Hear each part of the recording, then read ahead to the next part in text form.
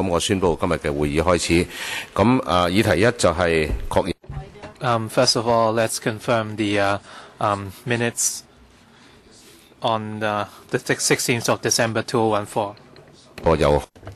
The Secretariat has not received any proposal for amendments.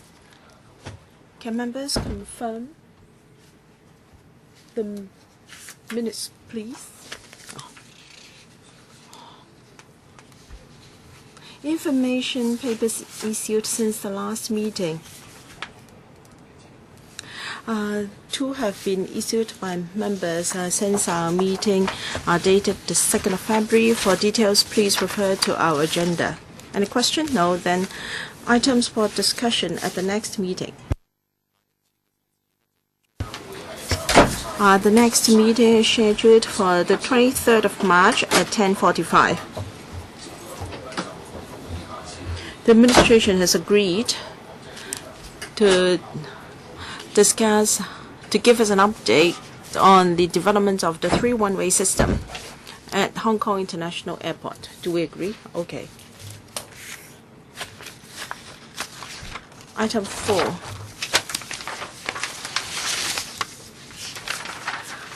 Hong Kong Tourism Board Work Plan for 2015-2016. Please invite the administration and also representatives from the Tourism Board to join us now.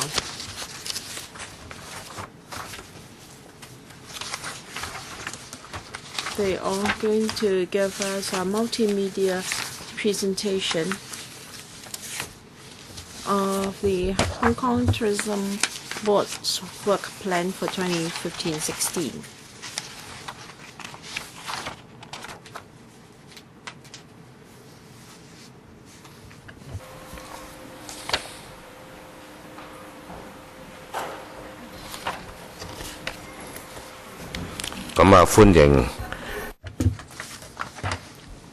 Let us welcome government officials and representatives from the Tourism Board.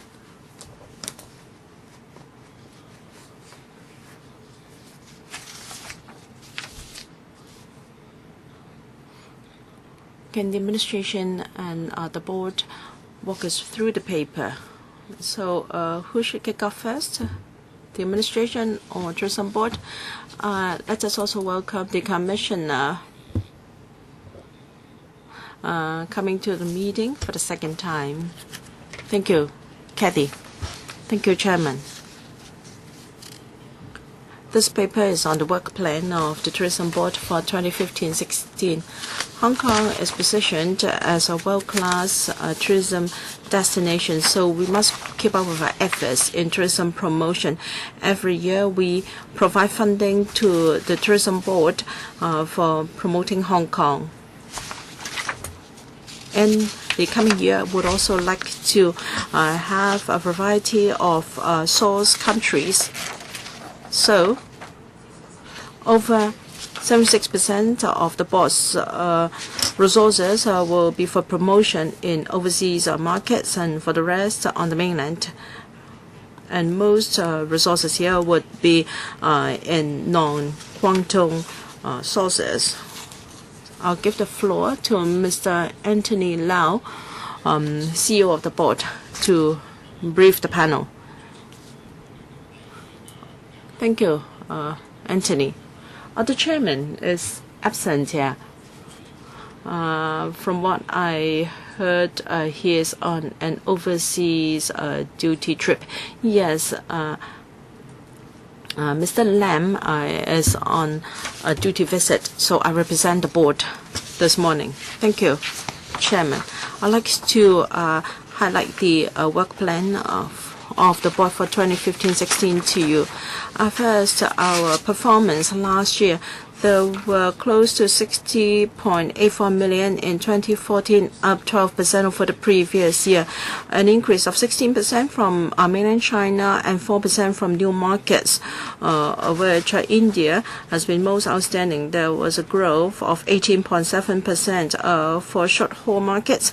Singapore and South Korea were not bad, an increase of 15.5% from South Korea because of the depreciation of the yen in Japan last year, their citizens were less inclined to visit other places, and their visa-free policies have also attracted visitors from Southeast Asia countries, and therefore the performance in this area was more or less the same as last year. For long-haul markets, there was some economic growth in the U.S., but Europe remained weak, and therefore the performance here was maintained at 2013's level. We have got more visitors from many new markets. Although we have seen an increase in most sources, but in October, November, and December, there was a drop from all destinations. For overnight visitors, there was a growth of 12%. From the mainland, there was a continuous growth. There was a growth of 14% from overnight non-Guangdong arrivals. The board devoted more resources to non-Guangdong visitors, overnight visitors, and the statistics showed that our efforts paid off. We spent about $100 million to 20 source countries or places. Will increase our resources for other places up to 70%, and the remaining 24% will spend on the mainland and mainly on non-Guangdong places. We like to attract more overnight visitors. We will spend $2 million on promotion of cruise visits. We'll focus on Taiwan, South Korea, India, and other South Asian countries. We're going to spend over $80 million on that, accounting for about 63% of our budget. Well, we hope that we can spend more resources to attract more overnight visitors to Hong Kong to enhance our income here. And we are going to use my time for Hong Kong to promote Hong Kong. We'll make use of digital media and PR sources to promote Hong Kong. Well, this year we are going to host the first bike contest in Hong Kong, and also continue to have the Wine and Dine Festival. We will take part in 38 international events, such as major tourism fairs and MICE activities and so forth. We hope that we'll be able to attract more business to our industry. We will also waive the registration fee for the industry this year, and we will make use of a platform to boost consumer spending in Hong Kong for cruise visits. We will tap new market sources and attract more value-added visitors to Hong Kong. We will provide attractive incentives for organizers of fairs in exhibition and MICE, so as to attract more such activities to Hong Kong. We'll continue to expand regional cooperation to attract more cruise visitors. After consulting the stakeholders, we expect that in 2015 there will be 6.4% increase in visitors in Hong Kong, 3.3% increase in overnight visitors. Regarding their stay and duration of stay and level of satisfaction, they will be the same, and their spending will rise slightly by 1%.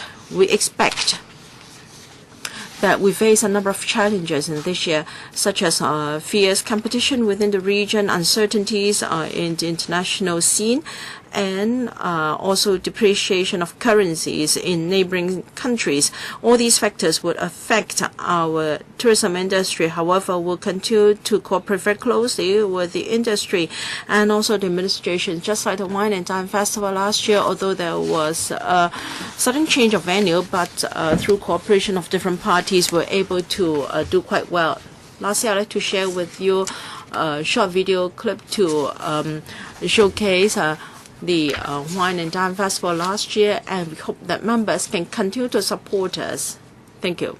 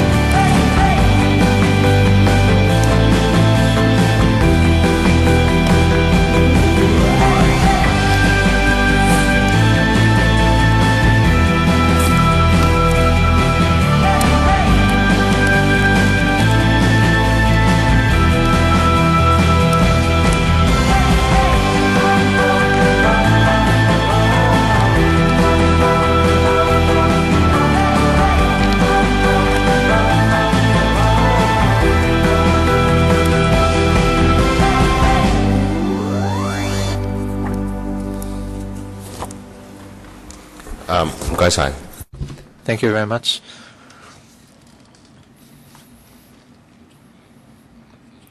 The Wine and Dine Festival has been very successful, and it was organized within a very short time due to illegal Occupy activities in Central. The Wine and Dine Festival had to be moved from Hong Kong Island to Kai Tak. Due to the illegal Occupy movement, the Hong Kong Tourism Board has acted swiftly to relocate the event. So now it's time for Q&As. This session will end at 11:40, and Tan Kah Pew, Chen Kam Lam, Yu Si Wing, Fernando Chang, Sin Chung Kai, Wong Ting Kwong, Christopher Chung, Elizabeth Kwok, and Kenneth Leung. 4 minutes each, please. If we have more members coming in, we might not have a second round.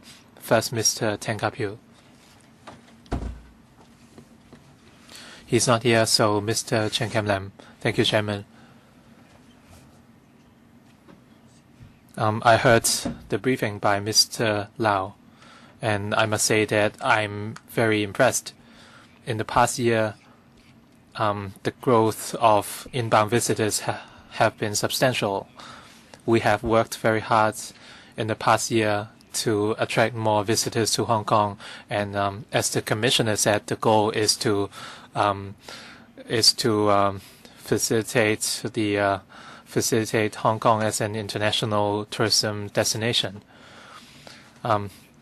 Recently, there have been violent attempts to drive away visitors in TST, and this is already the second incident in the same month, and we have faced similar incidents in the past. And on such incidents to drive visitors away, what measures does the administration or HKTB have, apart from stepping up promotion efforts? Well, these such incidents are rather problematic, but this is something we can solve, I believe. I think the answer is twofold. In terms of marketing or publicity, how would HKTB reflect this issue to visitors? And in terms of policy, what is the government going to do? Maybe Kathy first.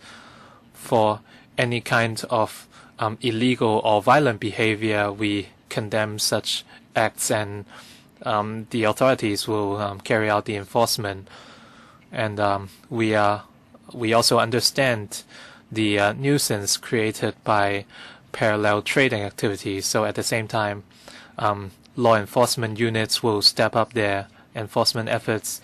And earlier, the chief secretary facilitated a cross-bureau meeting to see how they can crack down on parallel trading activities. In the past week, of the 2nd of February, we launched a series of actions and arrested over 50 parallel traders or people in breach of conditions of stay. In terms of transport facilities, our bus companies, especially those who operate at cross-boundary facilities, have decided to step up their frequencies and stepped up monitoring works for visitors. I don't really agree, Chairman. Visitors who go to shopping malls are taken as parallel traders. This doesn't make sense. For example, for New Town Plaza in Shatin, for major shopping centers such as this, they are not patronized by mainland visitors, but also visitors from other countries. This kind of conflicts will drive away a lot of visitors and not just parallel traders. It will strike fear into the hearts of many visitors or tourists. These activities would hamper the tourists' confidence in Hong Kong. The problem is very serious. It's not just parallel traders. Chairman, I'd like to supplement. As I said, we condemn any kind of violent activities. They are totally unacceptable. Hong Kong must remain tourist-friendly, but for alleged parallel traders, the government has a role to play in making prosecutions. Anthony, in terms of marketing and promotion, what are you going to do?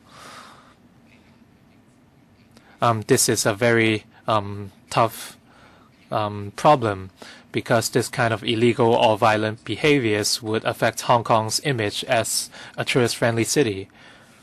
And in January and February, under the lead of Mr. Jeffrey Lam, we visited a number of markets, and we will continue these visits later this month to promote our image as a tourist-friendly city. But these activities would affect our efforts. Mr. Tan Ka-piu. Thank you, Chairman. The incident yesterday, together with the incident at Tuen Mun, really hurts a lot of people.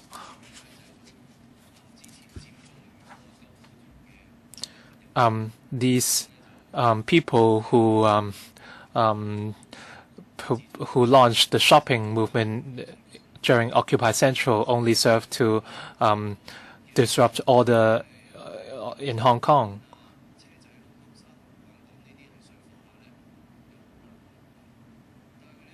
Of course, the parallel traders would occupy certain areas, but for shoppers in New Town Plaza, yesterday they were from Shenzhen. They only visit Hong Kong once a month, and they might buy some chocolates and something like that, or gifts for their families. Are they also parallel traders? A lot of Hong Kong people visit Shenzhen and Guangzhou. They would buy a lot of commodities. I know a lot of secondary school students buy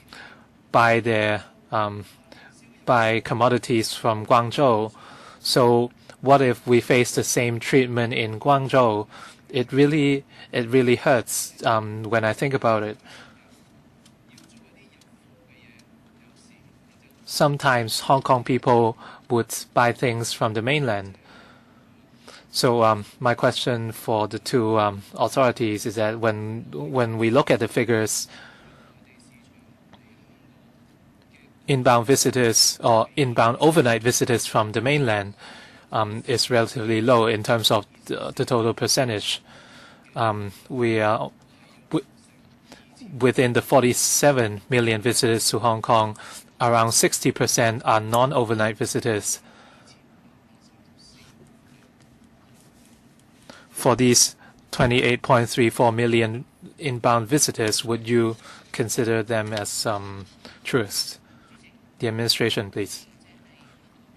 Chairman, for Hong Kong, all inbound visitors would be considered tourists. Anthony, as we mentioned, the Hong Kong Tourism Board will allocate most or virtually all our resources on certain markets. I understand your resources will go towards provinces outside Guangdong. I think we should look at the issue from different points. For the 60% of visitors who are non-overnight visitors, will you have a dedicated department to identify their purposes of visit? How many of them are parallel traders and how many of them are non-traders who only visit Hong Kong for sightseeing? Can you do some research?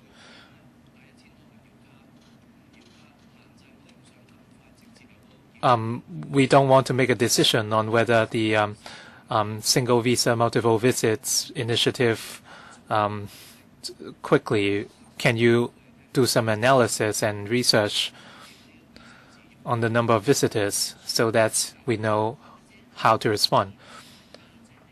Commissioner, perhaps Mr. Lau has some figures on hand. We can analyze certain, we can share certain figures. For non-overnight visitors from the mainland, most of them visit Hong Kong for shopping. But in recent years, we can also see that these visitors also come to Hong Kong for concerts, movies, book fairs, or other kinds of activities.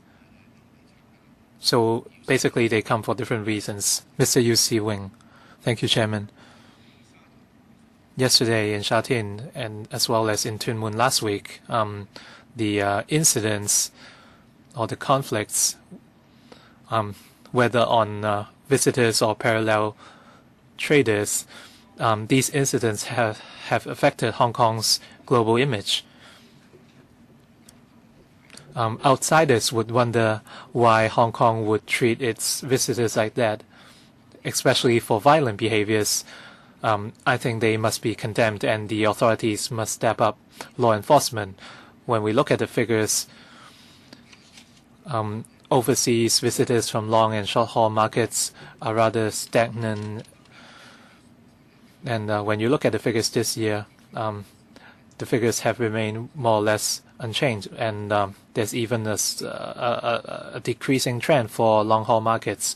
This is rather worrying. Despite investing 76% of our resources in overseas visitors, we have not seen any growth.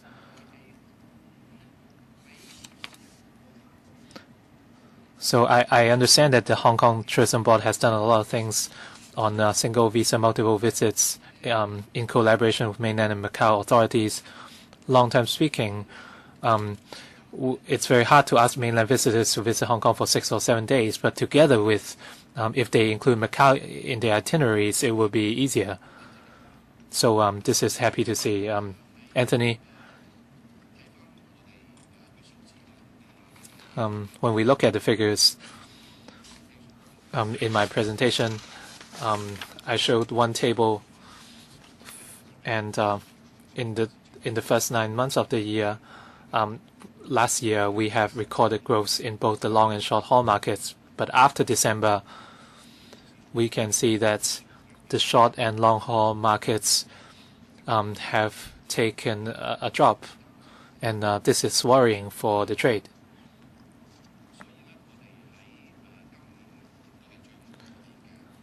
Therefore, this year we will invest more resources on short haul markets to attract more short haul visitors to Hong Kong.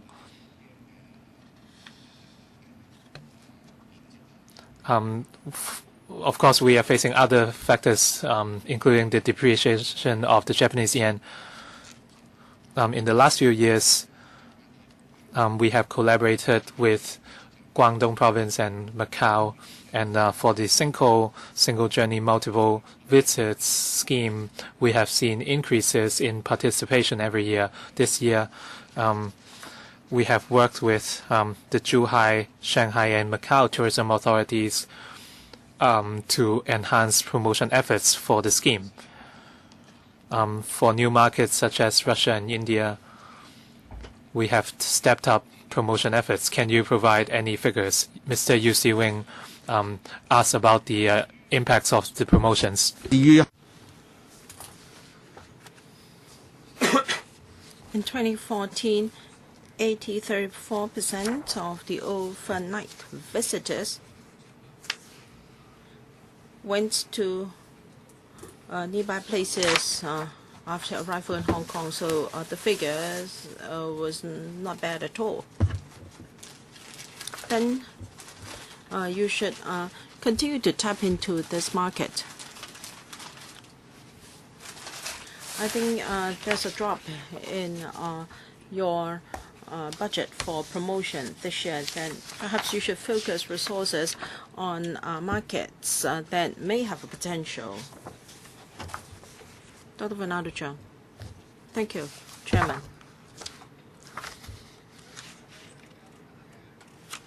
The issue with parallel traders and also the ever-increasing number of mainland visitors to Hong Kong. Well, in 2013, 2014, we saw a double-digit growth as about 12%, and the number of visitors per year from the mainland has reached over 47 million. Have there been any impacts on livelihood? Certainly, yes. This has been reflected in a number of incidents. Members said that this would affect Hong Kong's image as a tourism-friendly city, and the people there were stirring trouble. Of course, I won't condone such behavior, harassing visitors. There might even be scuffles with visitors, whether they be from the mainland or not. But this goes to show that more and more visitors coming to Hong Kong have affected people's livelihood here, and this question you cannot evade.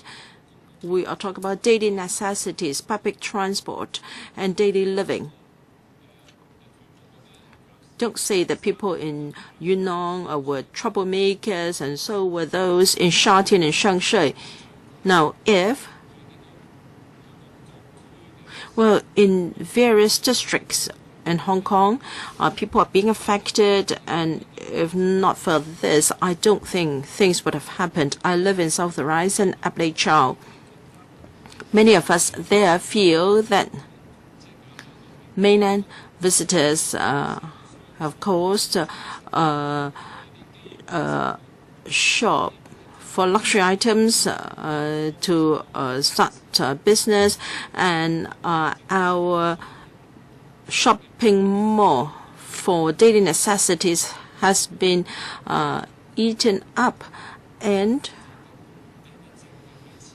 I'd like to ask the administration and also the Tourism Commission, do they just care for money from visitors?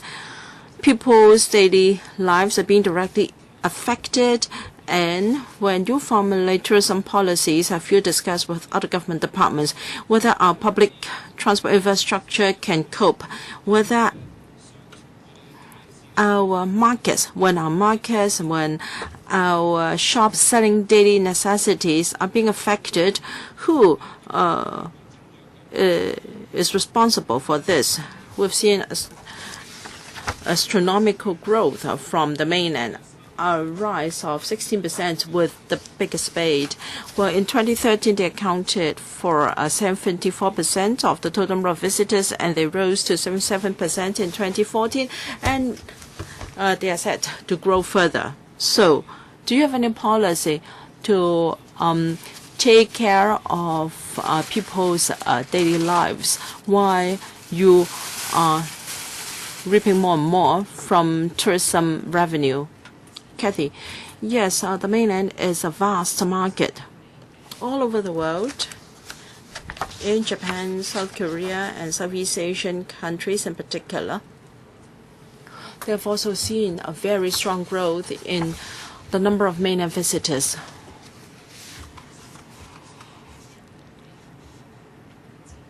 So it is natural that the number of visitors, mainland visitors to Hong Kong, is growing rapidly. Of course, we want our tourism industry to develop in an orderly manner so as the sector's contribution to our economy can continue. On the other hand, we would like to minimize the negative impacts on the community that come with tourism growth. So how are you going to strike that balance? Mr. Sin Chung Kai?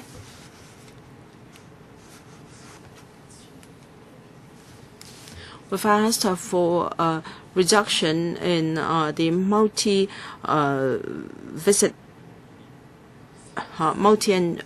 visas, and you talked about opening up more cities to the IVS. Now, if they are not from Guangdong, it is unlikely for them to come every week. Even if they're going to fly into Hong Kong, they can't come too often. But those with multi-entry visits or visas, those living in Shenzhen or Guangdong, for instance, they can come to Hong Kong a number of times a week, where they may come for 2 cans of baby formula and also a few bottles of shampoo and return to the mainland. Is that really tourism? They bring harassment to our daily life. I don't think these are visitors that the tourism board particularly prefer. Siwa Leung said that we can't afford to be snobbish or arrogant before we become rich.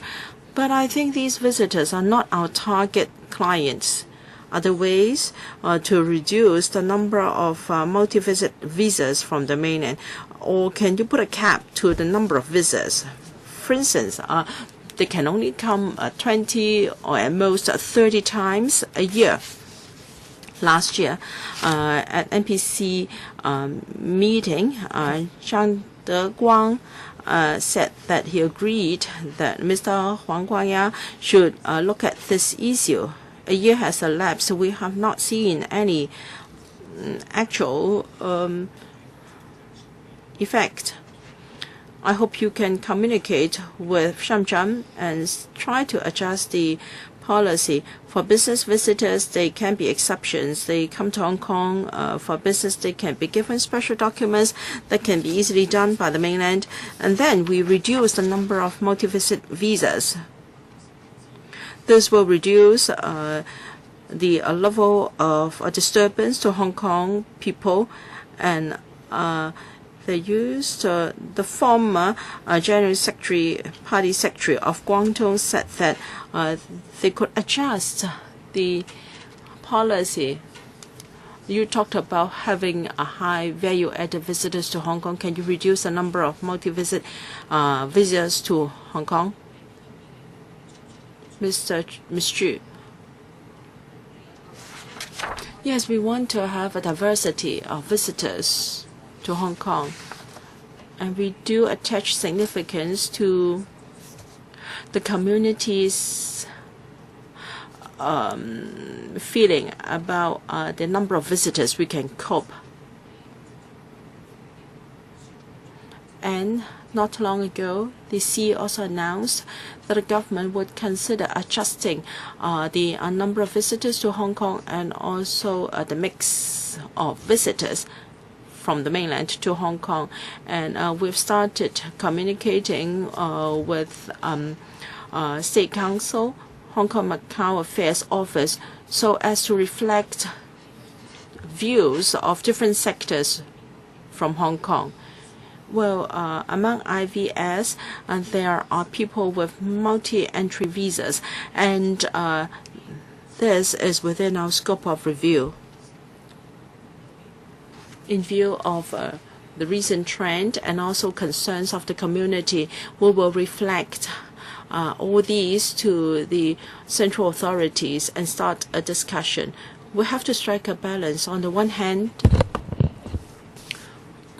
we want to steady and orderly development of our tourism industry, and any adjustment should be acceptable to the sector.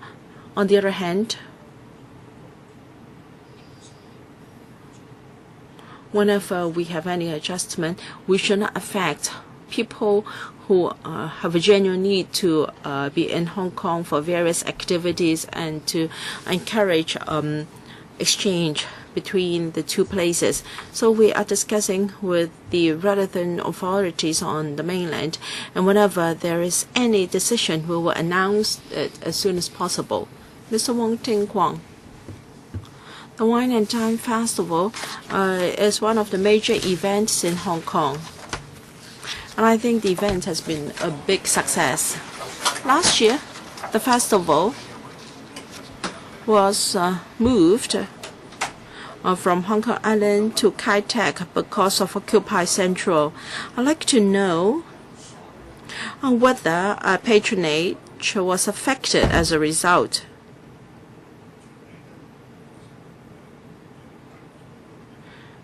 Unfortunately, most members from the council were not able to attend the festival because we were hijacked or kidnapped or held at hostage here in the council for meetings. But I heard that there were some comments on the arrangement. People felt that traffic was not too good in Kai Tak. And if you consider holding the event in less accessible places like Kai Tak, you should have a more thorough plan on traffic arrangements. For instance, shuttle buses should be provided.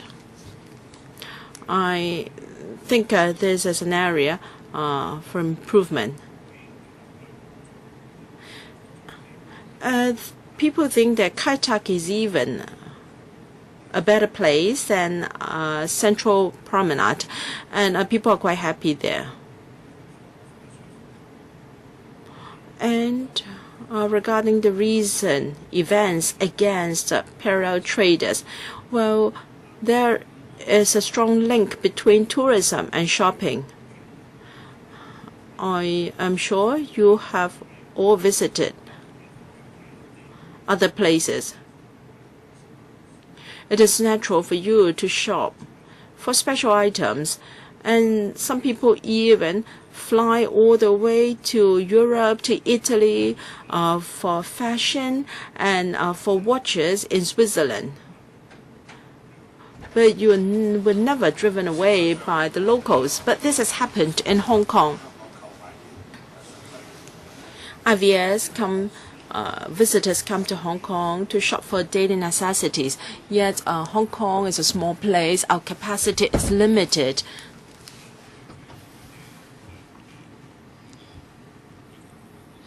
Whether it be the government or the tourism board, have you considered how our capacity can be expanded? Because this is a pressing issue. Have you very proactively explored the possibility of more shopping and tourism facilities and more destinations? Have you ever thought about this? Mr. Wong, please allow time for them to reply first. I'm afraid by the time you finish with your questions, there will be no time left. Anthony, please take up the question about the Wine and Dine Festival, please. Thank you. The Wine and Dine Festival was held near the Kai Tak cruise terminal last year. Indeed, it was a big challenge for us to provide transport arrangements. Last year, there was no admission fee charged, so the total attendance was 180,000. Whereas in Central the year before, the attendance was only 140,000 odd, because an admission fee was charged. We arranged for over 200 coaches and double-deckers to take past visitors to the festival. However, the capacity of the area caused traffic congestion, so it was not very convenient for visitors. We were so sorry for that. This year, we're going to move back the event to our central waterfront promenade. The size is more or less as the Kaita cruise terminal. I hope that this year, because it is at the central waterfront promenade, which is more accessible, our visitors, our local people will be more happy with the event. Mr. Christopher Cheng. Thank you, Chairman. Recently, we are seeing more and more problems due to individual visitors from the mainland. Last Sunday, a group of protesters in Tuen Mun stood against parallel traders, and they accused them of carrying out their activities. Then in Sha Tin, another group of people used the parallel traders as an excuse to stir up conflicts. I think this is something the Hong Kong public does not want to see. Social order is something we value, and the government must seriously condemn these people. In the 1980s, before the mainland economy took off, the Hong Kong people discriminated against the mainlanders, and now they have grown rich, and now the Hong Kong people are calling them leeches, and I think this is not the right attitude. I think we all have to take note of that. And the commissioner said he wants to foster Hong Kong as an international tourism destination, and more than 76% of HKTB's resources will be invested into overseas market, while the rest into mainland markets. With the strong U.S. dollar, a lot of currencies have devaluated against the Hong Kong dollar, and as such, the incentives by overseas travelers to visit Hong Kong have taken a hit. So does it mean that we are relying even more heavily on mainland tourists?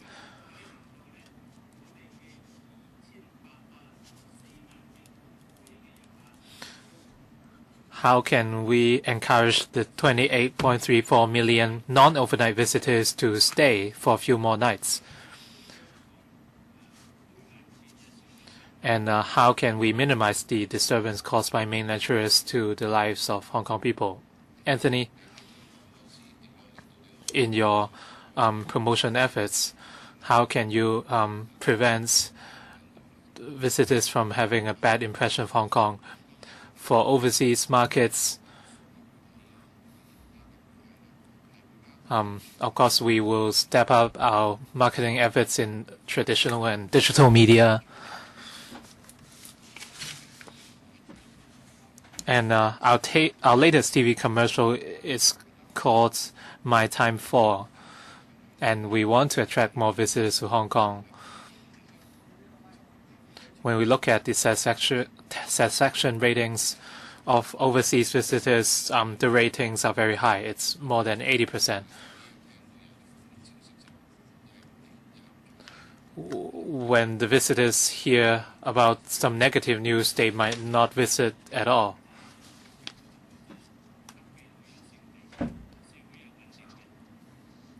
We are an international travel destination after all.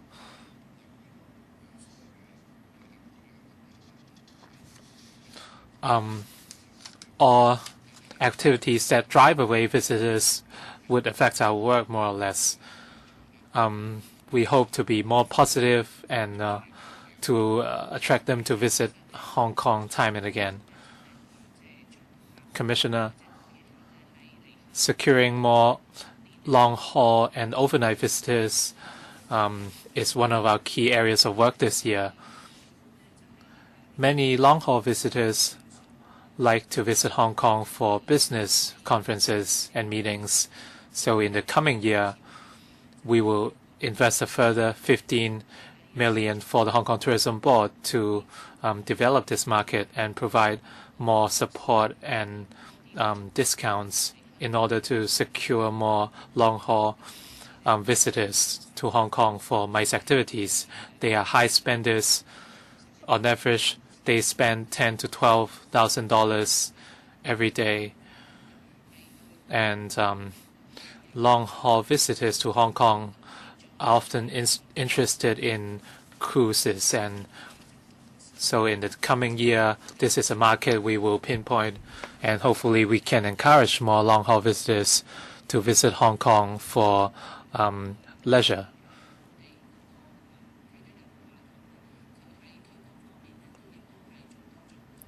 The Kai Tak Cruise Terminal has also stepped up its marketing efforts. So in these areas, hopefully we can achieve more long-haul visitors. Dr. Elizabeth Quat. Thank you, Chairman. On the incident at Sha Tin's New Town Plaza, a lot of members of the public were deeply shocked because they couldn't believe that such an incident happens in Hong Kong. So they urged the police to step up its enforcement. Of course, I condemn such violent behaviors. And I just want to tell these people that if they hope, they are thinking, they might think that by accusing these visitors, they're helping Hong Kong, but in effect, it's the exact opposite. So my question for the government and HKTB is that since these behaviors have persisted for quite some time, since the Occupy Central movement, it has spread to Mong Kok and Tuen Mun and now in Sha Tin, what impacts do they have on Hong Kong's tourism? And if these behaviors persist, what are the impacts? Can you provide any figures? Our tourism industry welcomes a lot of mainland visitors and not enough overseas visitors, and we don't have enough overnight visitors and high spenders. Does the Hong Kong Tourism Board have any initiatives to attract more high-spending overnight visitors? We talked about introducing more attractions, and in terms of MICE facilities, what is the government's plan? Can we introduce more high-value added experiences? This is something I have not seen any progress. We always hear about Ocean Park or Disneyland. Anthony, please.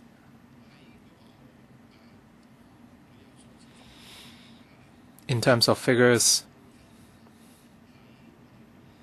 as I mentioned, from January to September last year,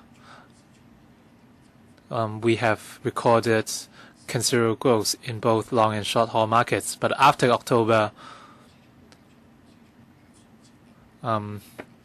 both long and short haul markets have taken a hit, and the trend is downward. For mainland overnight visitors,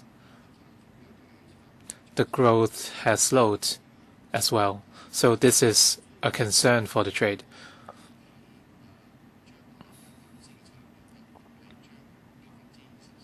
So this year, we'll invest 24% of our resources in non-South China markets, and 76% of resources will be put in overseas markets. In terms of marketing, as the Commissioner said, we will step up promotion efforts in both MICE and cruise tourism in order to encourage more high-value added customers to visit Hong Kong. We have developed a number of mobile apps to show our visitors around Hong Kong.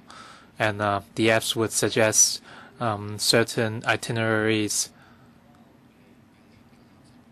so that visitors can dig in our local culture and visit our attractions.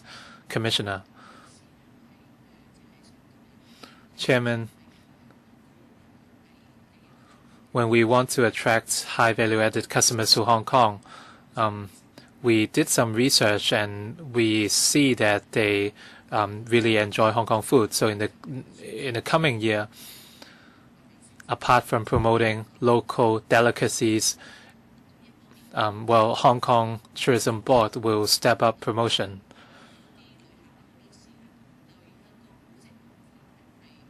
And a lot of visitors are interested in antiquities and monuments. So in this regard, Hong Kong has a lot of potential. So it's another key area of work for the coming year.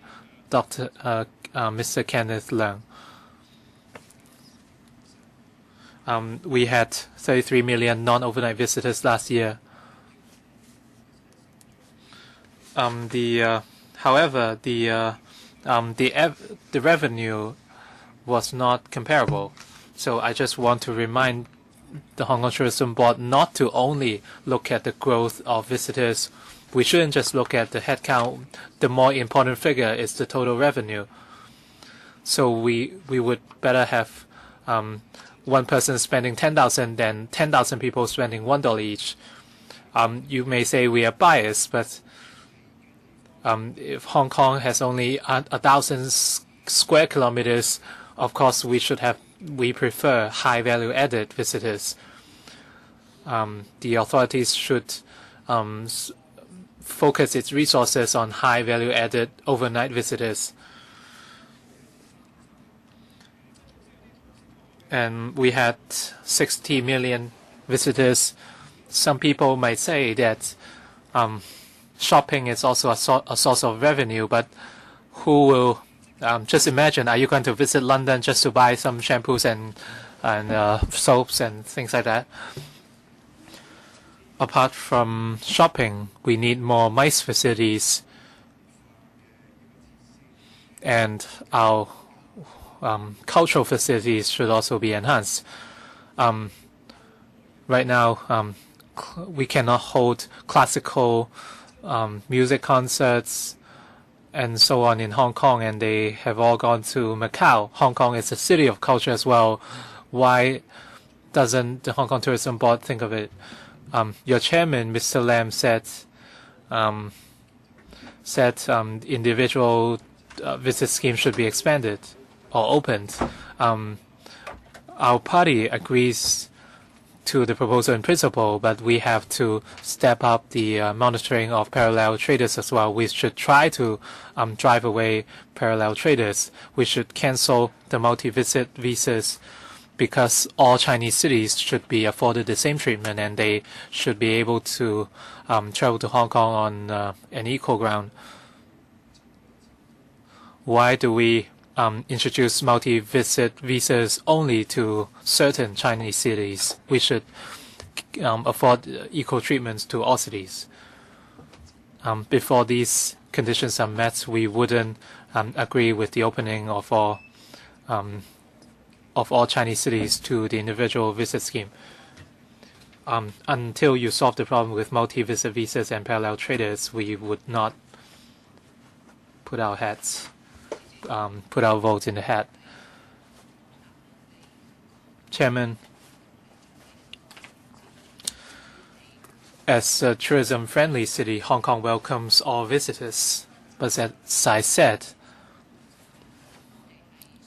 I agree with Mr. Leung that our focus should be on high value added and overnight visitors. The relevant marketing strategies on MICE and cruise tourism have already been mentioned earlier. And on opening up the individual traveling scheme to more cities, we understand that the trades have offered their views. But in terms of the tourism policy, we hope our visitors can come from more places, and for long haul, short haul, and new markets, but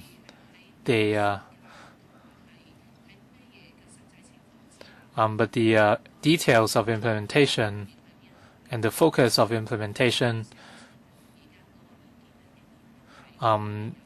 still attract a lot of divided views in our community. Our principle is to strike a balance.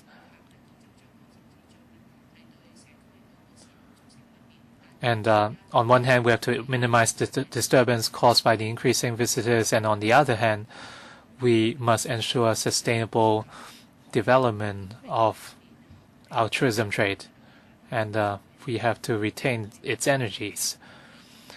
The discussions in the community are ongoing, and we will continue to maintain communications with the mainland authorities.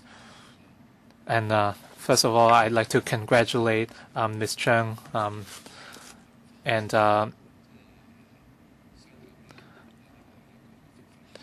I think you are lucky to have left West Kowloon, because you no longer have to shoulder this white elephant.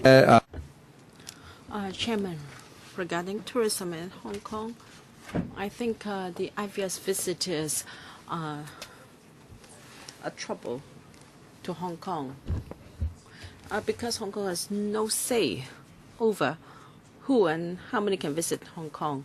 There is nothing the Tourism Board or Tourism Commission can do.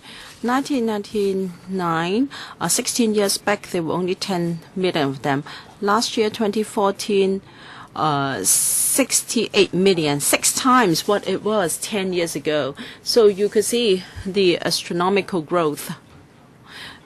So it is an inevitable phenomenon, or that a consequence, that people are unhappy with IVS visitors.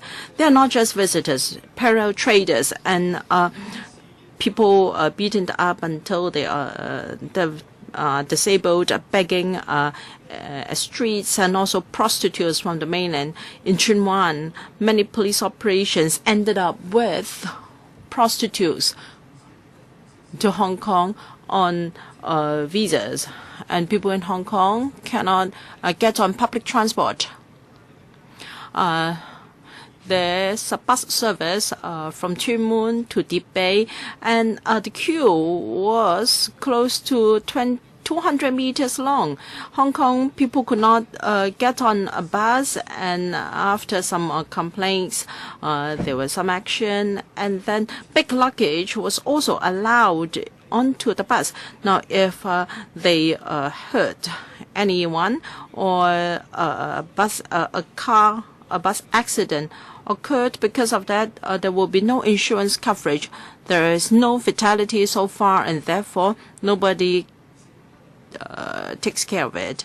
And then after some complaints, the bus company took some action, but now Citybus turned a blind eye to it again.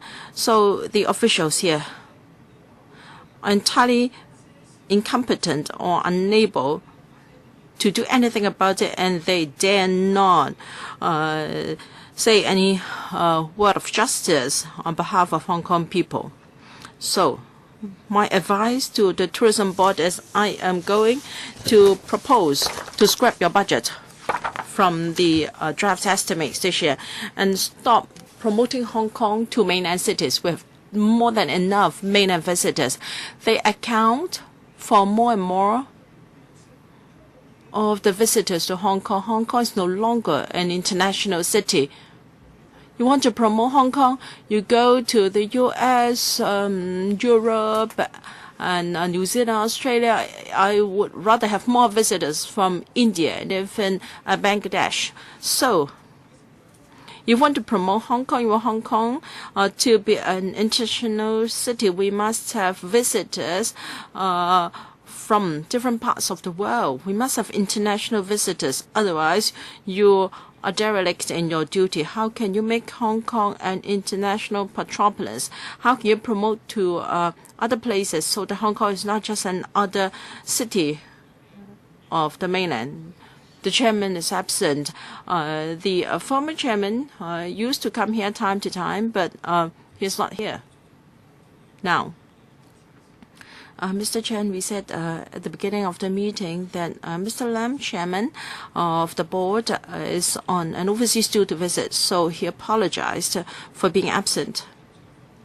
Regarding our investment direction, we share Mr. Albert Chan's view. So we will spend over 76% of our budget on exploring overseas source markets to attract more international visitors to Hong Kong. And resources devoted to the mainland will focus on overnight non-Guangdong visitors. As the Commissioner said, this year, we will spend more money on business and MICE visitors and cruise visits.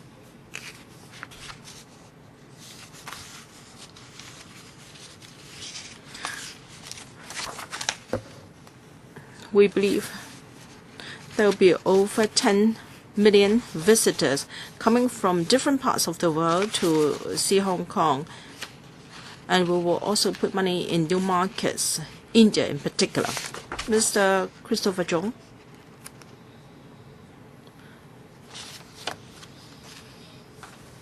I think it is a consensus for us to review the IVS arrangements. Every day we have too many visitors from Shenzhen coming to Hong Kong to spend money. These are not really visitors. What we want is overnight tourists that would really spend money in Hong Kong.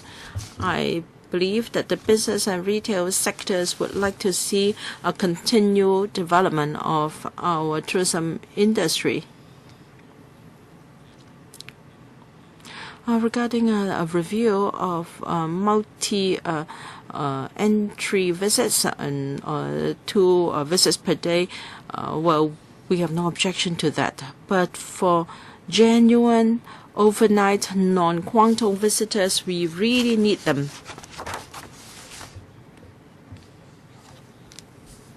Can you see whether there can be an exchange? Can you reduce the number of multi-entry visas from Shenzhen, and in return, we have more visitors from non-Guangdong sources? But that is better than having parallel traders coming to Hong Kong to buy things like baby formula, diapers, and your cold drinks every day. Ms. Chu, members talked about our review in growth of visitors and how we can improve our tourist mix.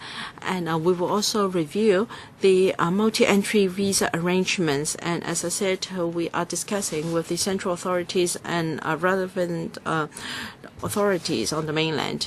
As regards whether more cities should be covered under the IVS, I think we have to have regard for different concerns expressed in the community. And we also have to ensure an orderly development of the industry in the long term. And we also have to consider our ability to cope and our capacity and our concerns over growth in the number of visitors. We must have a very detailed observation and analysis, and also have a discussion with the central authorities. Chairman, Ms. Chu told us that there needs to be a detailed analysis and review of our capacity. And also the question of parallel traders from across the boundary. This is a fact known to everyone in Hong Kong. Do you still need more time to observe and take note of the situation? Shouldn't it be time for you to discuss with the central authorities a review of the multi-entry visa arrangements? You should act at once. There is no need for further observation. Ms. Chu, in my reply to the first question this morning, I said that we've been liaising or discussing with the central authorities and the relevant authorities on the mainland. And whenever we have a decision, we will announce it as soon as possible.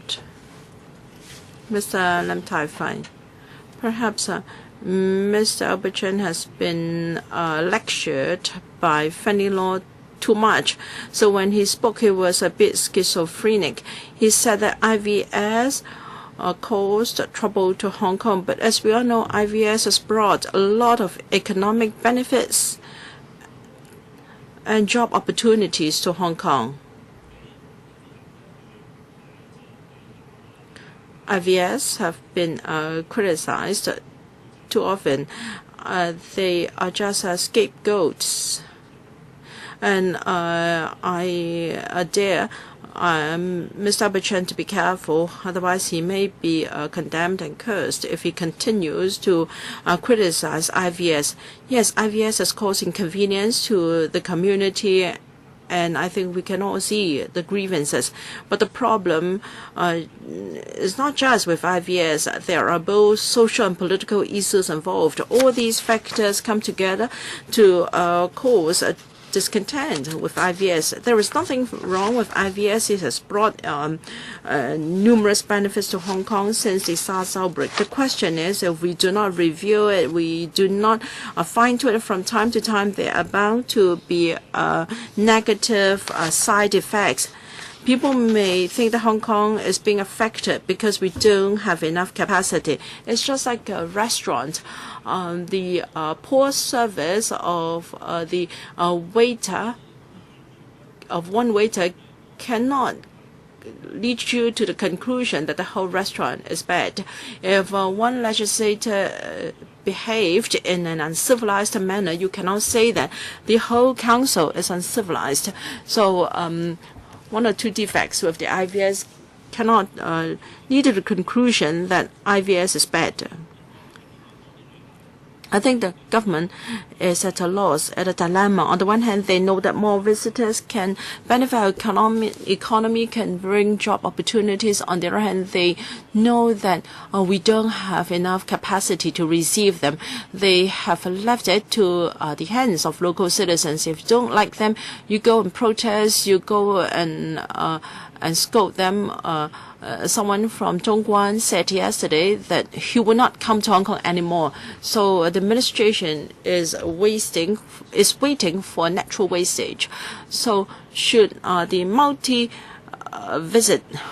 multi-entry visa arrangement be stopped, you should take up directly with the central authorities. In 2014, there were 60 million visitors from the mainland. Can you tell the central authorities that pending measures to boost our receiving capacity, we should freeze the number of city fares, so we should cap the annual growth to a certain level. The government is best at consulting the public. You have so many rounds of public engagement and public forums. Why don't you do the same for this? If you do not come up with a specific or clear target, there will be more conflicts between local people and IVS visitors. Please don't think that conflicts would only erupt in major tourism spots. They can happen in all 18 districts, and there will be confusion in all 18 districts. I know you want to see more and more visitors so that we can have a tremendous economic benefits and job opportunities. But as we all know, there are something wrong with parallel traders, while the police keep saying that they are not illegal. Any short response? Any harassment of visitors is unacceptable. So the police will take action very strictly. Regarding a review of the arrangements, I already said a number of times that the administration is discussing with the mainland authorities. Thank you. I draw a line here. When I started the meeting, I said that there won't be a second round for this item. So, lastly, I'd like to say that tourism is a pillar industry of Hong Kong, affecting hundreds of thousands of employees. In the coming year, well, the economic outlook for Hong Kong and the whole world is not very optimistic. Places like Taiwan and Japan, they are competing with us. And as far as Europe and the US, and they have also relaxed restrictions on mainland visitors. And there is bound to be some impacts on us as a result. By and large, I agree with the direction of the Tourism Board. I think the approach is correct. It is right for them to use more resources to attract visitors from more source markets, hoping that they can have a longer duration of stay in Hong Kong, and we should also develop high value-added visitors.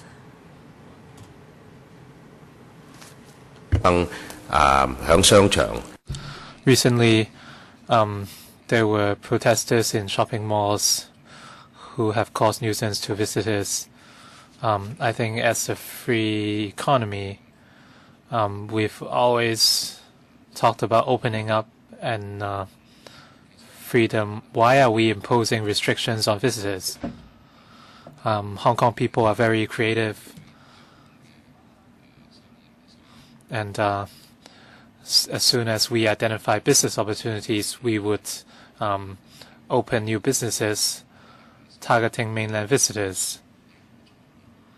So does it mean we have to impose restrictions on entrepreneurs in Hong Kong? So this is something we must think about. Well, the visitors are our guests after all, so this is something we must think about.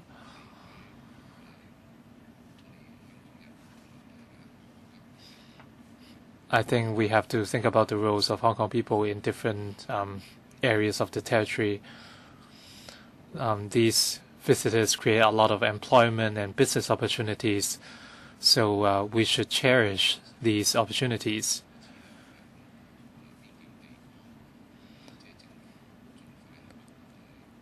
At boundary points, the government should considering allocating some land for shopping, for big shopping malls.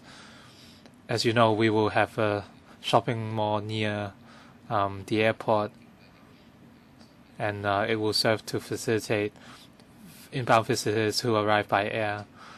But for those who arrive by land, we have to rely on our boundary facilities. So the government has to think about the handling capacity of Hong Kong and the progress of such facilities. Chairman, for boundary crossing facilities, if we can come up with facilities that can help divert the traffic or the tourists, we would welcome any such suggestions. I think you're aware that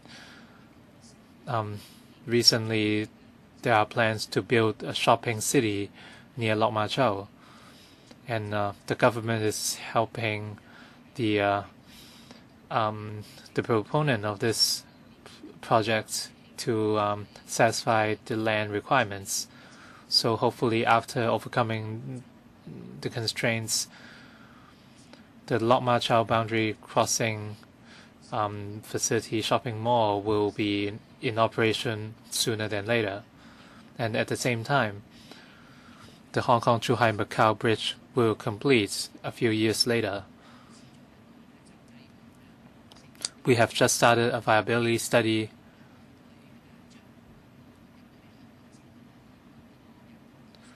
on the top-sided development at the artificial island of the Hong Kong-Zhuhai-Macau Bridge. It will include commercial and retail facilities. We will continue we will continue to look at using that plot of land to satisfy the demand for shopping. And in terms of planning, in the North New Territories, we have just started another study, and through this study, we hope to assess viability for releasing land for development.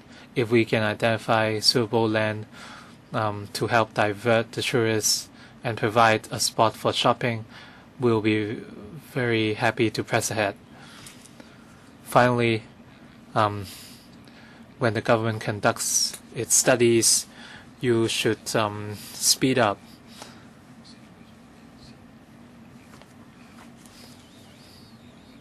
Right now, we can see the public's reactions are getting more and more violent, and some people have used this as an excuse for other kinds of behaviors. So I think everyone's views are very clear. I think everyone agrees to the economic contributions of individual travelers to Hong Kong. But for the multi-visit visas arrangement and opening up more Chinese cities, I hope the government should think from the perspective of Hong Kong's tourism development, and hopefully decisions can be made with the mainland authorities as soon as possible. In the last few weeks, around Hong Kong, we have seen a number of incidents which have caused nuisance to the lives of Hong Kong people. These must be tackled soon.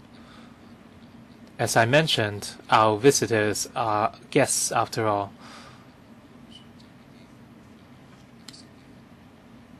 And the visitors would prefer to visit unique shopping areas. When they visit Tuen Mun or Sha Tin, if they encounter any unhappy experiences, they might not come back again, and Hong Kong's reputation will also take a hit. So I hope the Commissioner can relay the message to the relevant enforcement units. I want some figures.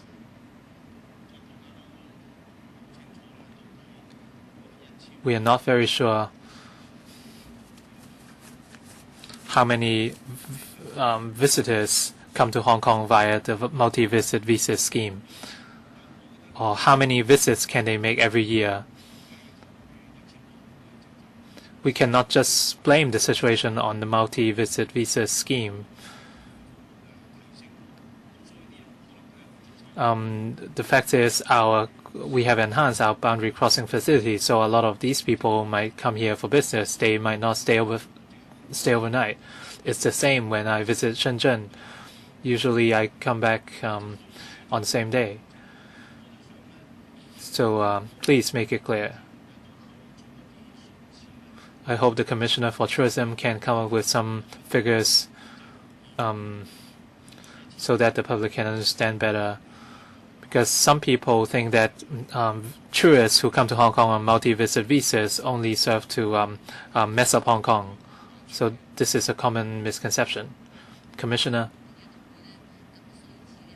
I just came in because I just finished another meeting.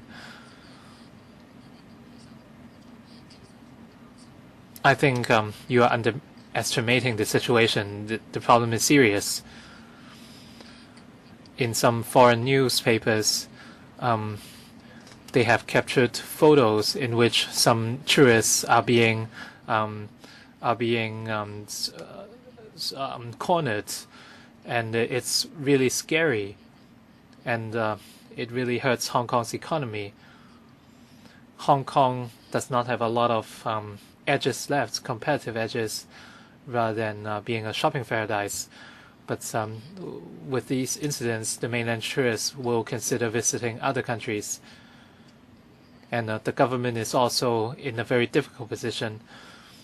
And we have a lot of visitors, but yet Hong Kong's reputation has taken a hit, and it's very hard to compensate for it. So something must be done as soon as possible. For instance, a shopping city at boundary crossing facilities targeted at parallel traders. Can we have international outlet malls? We can have temporary facilities that last for, say, 3 to 5 years. Yes, I think this is very. I think we've heard your view, Dr. N. Chang. I have not finished. In fact, Dr. Chang thinks that the district representatives are rather dissatisfied that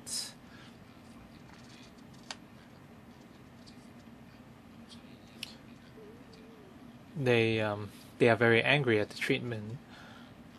So I think the relevant authorities and enforcement units should step up their efforts. So I'd like to thank the Tourism Commission and Hong Kong Tourism Board for coming here today. So that's the end of this session. Next, the update on Hong Kong Disneyland. First, let's invite the administration and representatives from Hong Kong Disneyland.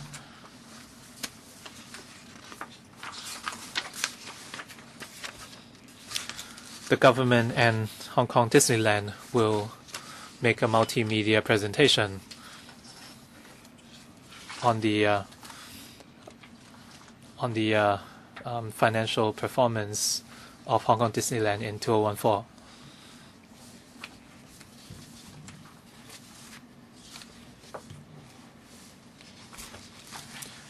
Will the government speak first before we invite Mr. Kam to speak?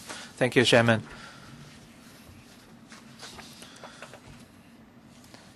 The paper outlines the operation of Hong Kong Disneyland in fiscal year 2014.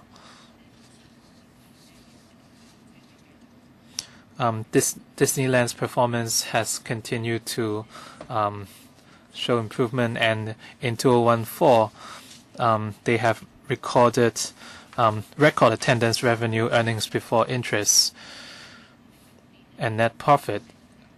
And at the same time, Disneyland faces a lot of regional competition, and we hope Disneyland can continue to improve its appeal and competitive edge. So perhaps we can invite the Chief Executive, Mr. Andrew Kam, to outline the paper. Andrew, how much time do you need? Around 10 minutes. Please begin. Thank you very much, Chairman. As the Commissioner said, in the financial year 2014, our performances have gradually increased, and again we have recorded some record performances in terms of attendance and EBITDA. We have recorded all-time highs, and thanks to successful merchandising and catering strategies, spendings have increased, and as such, in the financial year 2014, our net profit has doubled compared with 2 years ago, and it has reached 332 million. And compared with 2013, the rise is 36%. And in 2014, the revenues have also increased by 12%, and it has reached 5.46 billion Hong Kong dollars. And there has been an 80% rise over 5 years. And for park attendance, we have recorded 7.5 million. And we have welcomed the 50th million guests, and our visitors are from Hong Kong, the mainland, and other countries. And we have recorded 4%, 2% for local and mainland guests. For international guests, most of our guests are from Southeast Asia. The penetration rates are very satisfactory. It's 50% for the Philippines, for Taiwan, Singapore, and Malaysia. the penetration rate is more than 40%. It shows that the park is very appealing to international visitors. I mentioned the merchandising and F&B strategy. With the successful strategy, in-park per capita guest spending has achieved a record high and also an 11% rise year on year. And we have achieved 93% in hotel occupancy rate, and it's the 4th year we achieved 90% or more. And the guest spending per hotel room is also at a record high, and at 11%. The rise is 11%. And last year, our hotels have underwent some major renovations, and as such, the room supply dropped temporarily. And the award-winning movie Frozen has sent waves in the park, and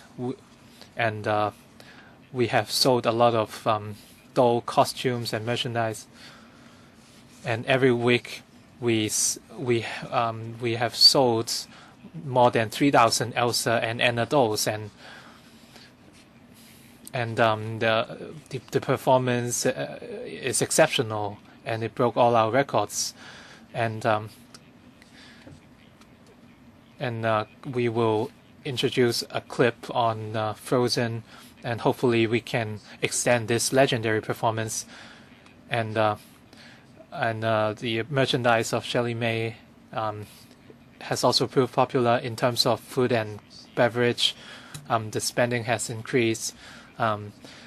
Thanks to the creativity of our chefs, we have introduced a lot of signature dishes.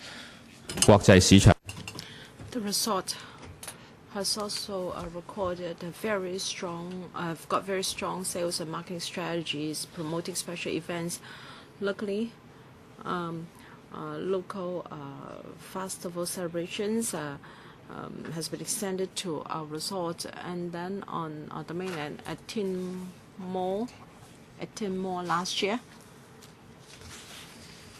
we opened our flagship store, which was commissioned last year. As a result, mainland visitors could purchase tickets directly on the mainland, so that they can book tickets and also rooms more conveniently. We have also stepped up marketing efforts in second and third tiers of cities on the mainland. Internationally, we continue to promote the resort to overseas markets. Starting from last year, we upgraded our website. In the past, only simplified and traditional Chinese and English were used, and last year we included Thai, and we're going to add 2 official languages, Malaysia, so that we can explore the Southeast Asian markets. Last month, we had journalists from the Philippines to do interviews in the theme park, together with the tourism board and other trade partners, with various cooperation ventures to enhance liaison with the industry and to promote Hong Kong to overseas markets. I'd like to show a short video clip of our promotion events and efforts in Hong Kong, on the mainland, and in Southeast Asia.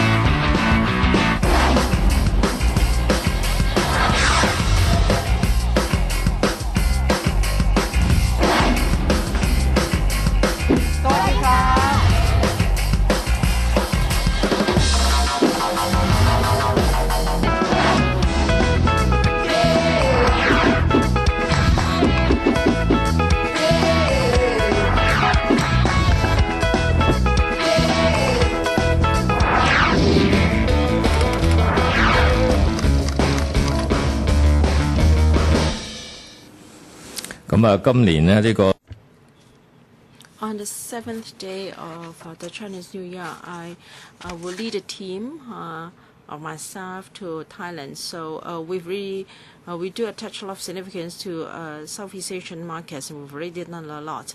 And the future will continue to have new attractions and experience to bring something new to our customers. We'll also enhance our receiving capacity. Last December, we had a new night parade, and it was very well received by visitors. The parade is among one of the most popular items since our inauguration, and we are now preparing for our 10th anniversary celebration. We'll announce the details soon. In 2016, we will have a new facility with Iron Man as the theme park, and we will reveal more later. In 2017, we'll have the third Disney Explorers hotel opened, offering 750 rooms. It started works in January for completion and commissioning in early 2017. When the hotel is in operation, I believe it will be able to create 600 to 700 jobs for Hong Kong. While we develop our business, we also do our share as a corporate citizen to contribute to society of Hong Kong and to serve the community. Together with volunteers, we received 100,000 underprivileged community members to share our joy with them. On environmental protection, starting from October 2013, we've been cooperating with NGOs in a Foodwise program. 5 days in a week, we donate meals. And we have donated close to 11 tons of food involving 18,000 meals. They were distributed to Sam Shui Po, Tung Chung, and Kwai Chung. And as regards environmental protection, the two hotels have recycled 3,000 soaps and detergent for reuse, and we've also offered 8,500 hours of volunteers' work. And together with an NGO in Hong Kong, we have visited 102,000 sick children in different hospitals in Hong Kong. And to encourage creativity, we organized the 4th Disney Imaginations Hong Kong competition. Over 1,000 post-secondary students from design faculties and architecture faculty took part in the competition, and we continued to provide apprenticeship program for the disabled, and we've increased the places in our quota by 50. Since the inauguration of the theme park, we have won 370 awards. Just in 2014, we won 99 awards, and the more renowned ones are the one offered by the Hong Kong Institution of Management.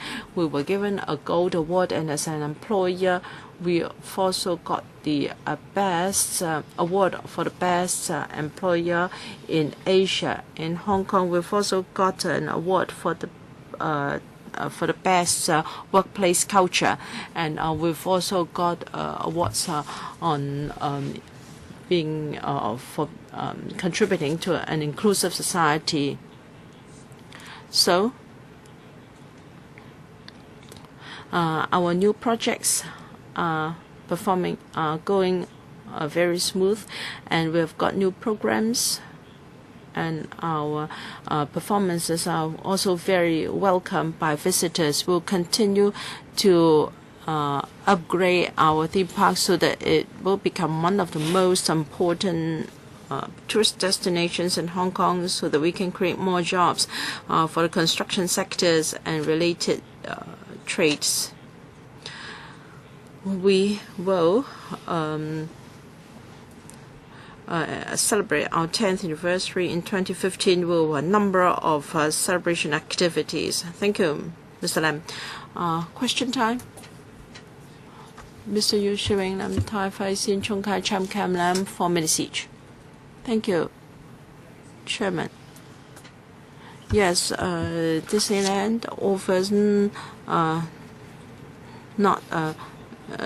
contributes to Hong Kong not just in their profits, but it has also contributed a lot to our economy.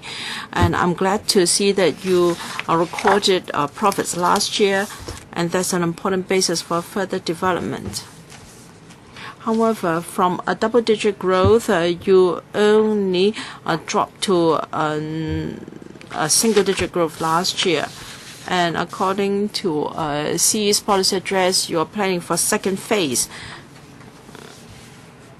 I'd like to know whether you have a timetable for that, because that is important. If Disneyland cannot continue to grow, you cannot just rely on current attractions to compete with Disneyland in Shanghai, which will be commissioned very soon. I've said on other occasions that if our Disneyland is not different from theirs, then very soon they will take over us, because they have a bigger park and they have a larger population. The catchment is also bigger than ours. So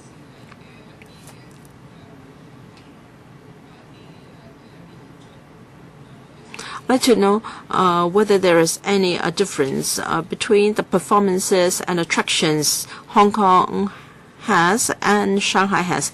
Should we have something unique to our own park so that we can maintain our attraction in the PRD region and even in Southeast Asia?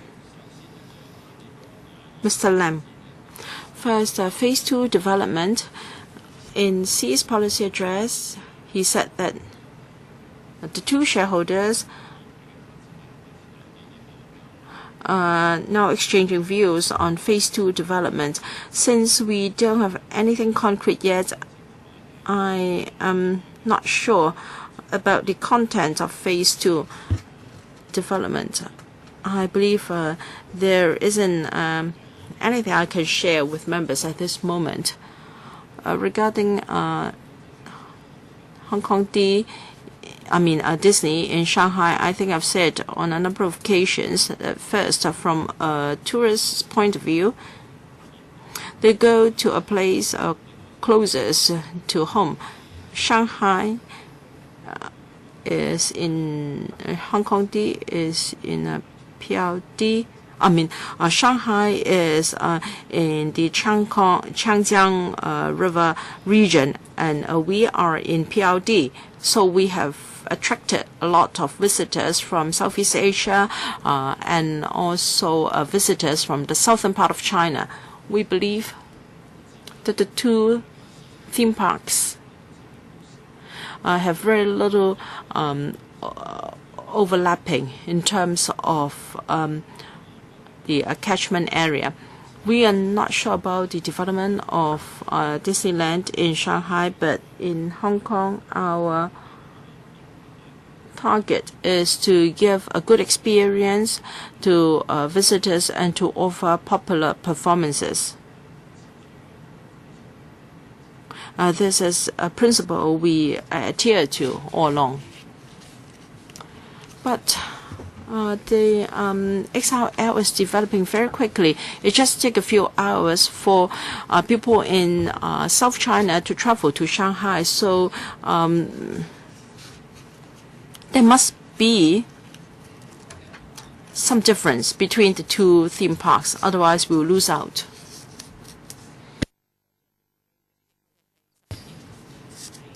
Ms. Chu, we agree entirely with Mr. Yu in that Hong Kong D must have its own attractions and uniqueness. While the mainland market is very, very big,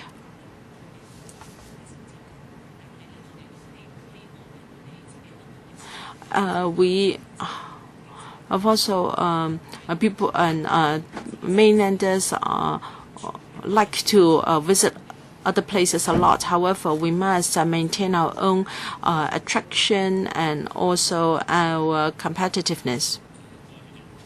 Mr. Lam Tai-Fai, thank you. I must congratulate Hong Kong D for its very good performance last year. They recorded net profit and attendance in 2014, and as such, it sends a very positive message to the people of Hong Kong.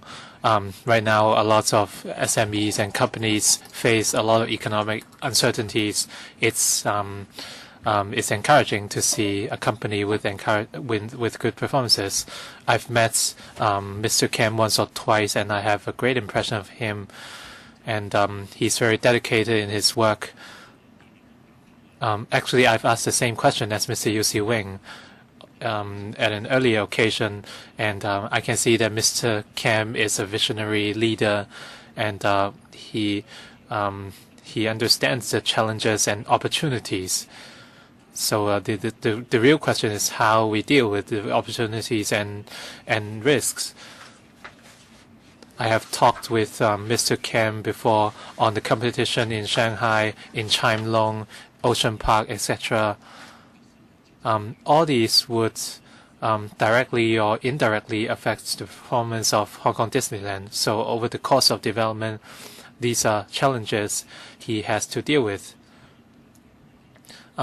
Last time, Mr. Kam was very happy to listen to my comments, and so I have full confidence in Mr. Kam.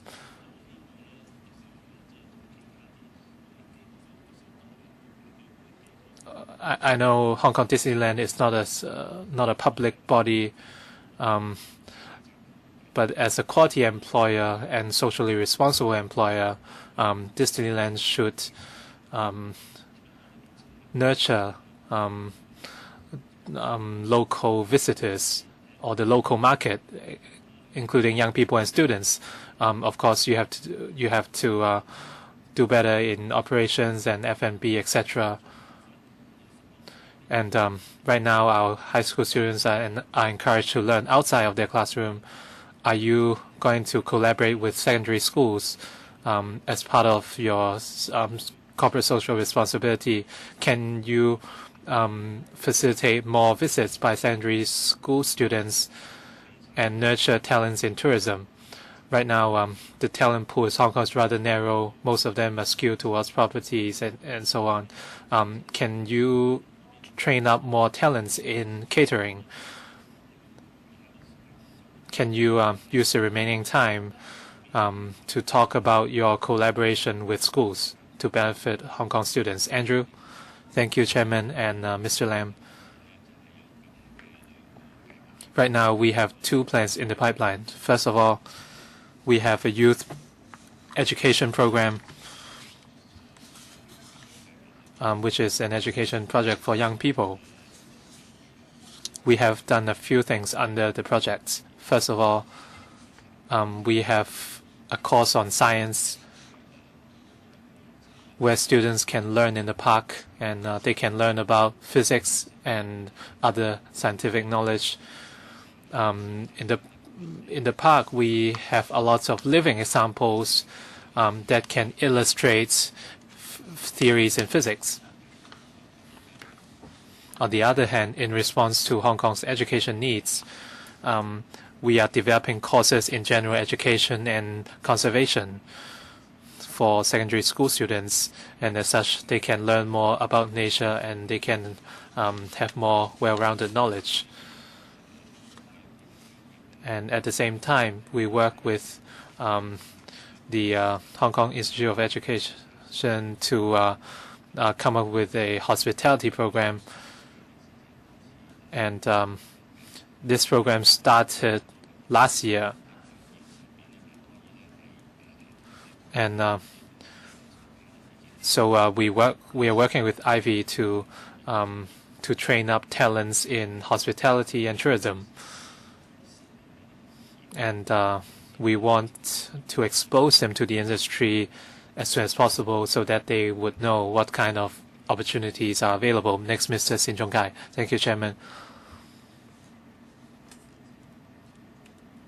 Hong Kong Disneyland was opened after the 1998 financial crisis, and our criticism at that time was that the government had to pay the bulk of the money, and at that time Disneyland was very small.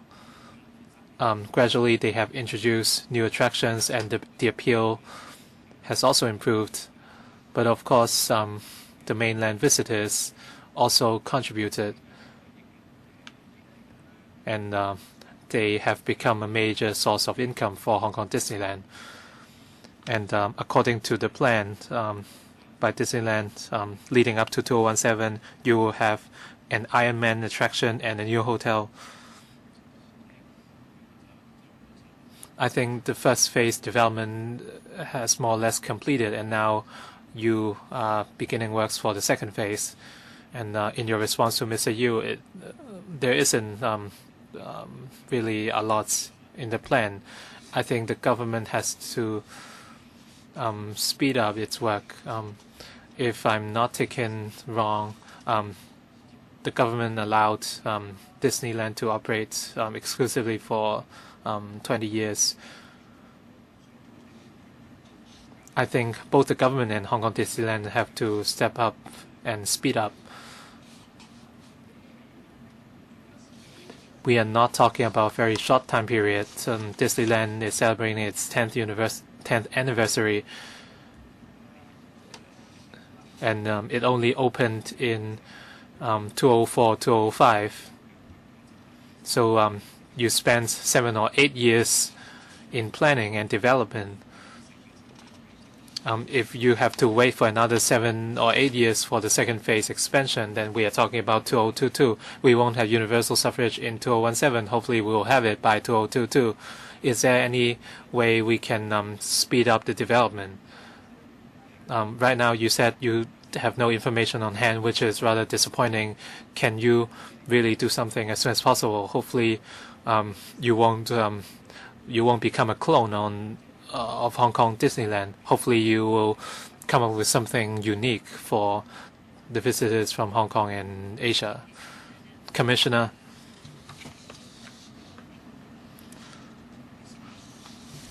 the Hong Kong government has begun talks with the Walt Disney Company, and we talked about the design concepts, the financial implications, the transport facilities, etc. As Mr. Kam said, the details need to be ironed out, so we cannot disclose anything at this stage. Generally speaking, we are hoping to strike a consensus on the development plan, and with the right conditions, works can begin in due course. Will they have to come to the Legislative Council for funding? We will conduct studies.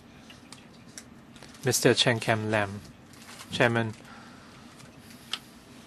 we welcome the Democratic Party's decision to urge the Hong Kong Disneyland to expand. Before, the government used to be very hesitant.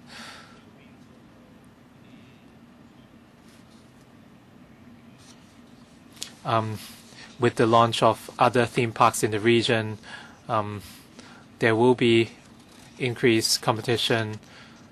But the fact is they do not only have to fight against each other, they can achieve synergy by joining hands, and they can increase the overall demand for theme parks. I think there's a lot of room for collaboration between Shanghai Disneyland and Hong Kong Disneyland.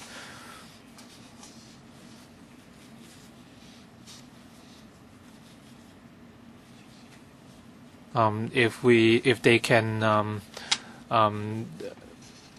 have different attractions. Visitors to Hong Kong Disneyland might want to visit Hong Kong Disneyland as well. I used to visit Disneyland in Japan and the US and other countries.